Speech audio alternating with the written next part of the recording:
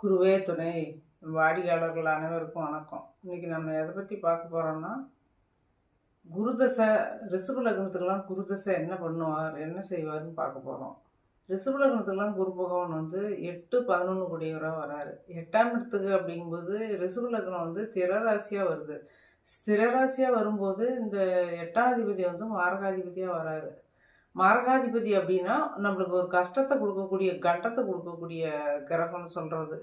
ரிஷப லக்னத்துக்குலாம் மாரகாதிபதியாக வராரு. 11ஆம் அதிபதியாகவும் வராரு. 11ஆம் அதிபதி லாபாதிபதியாகவும் வராரு.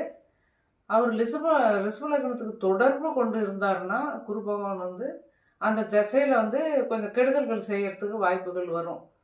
ஏன்னா மாரகாதிபதியாக வரும்போது கெடுதல்கள் செய்யறதுக்கு வாய்ப்புகள் வரும். அந்த லக்னத்துக்கு தொடர்பில் இல்லாமல் இருந்தாருன்னா அந்த கெடுதல்களை செய்ய மாட்டார். அந்த தசை நடந்தாலும் நம்ம கஷ்டங்கள் அது பனிபோல நீங்கி போயிடும். கஷ்டங்கள் பெரிய லெவலில் வராது, நீங்கி போயிடும். ஒவ்வொரு ராசியிலையும் குரு பகவான் இருந்தால் 12 வீடுகளில் இருந்தால் என்ன பலன் நடக்கும் அப்படிங்கிறத பற்றி நம்ம இப்போ பார்க்க போகிறோம். வீடியோவில் லிங்க் கீழே கொடுத்துருக்குறேன். வீடியோவில் போய் பாருங்கள். ஒவ்வொரு ராசிலையும் குரு பகவான் இருந்தால் ரிஷப லக்னத்துக்கு என்ன செய்யும் அப்படிங்கிறத பற்றி நம்ம இப்போ பார்க்கலாம். வாழ்த்துக்கள்.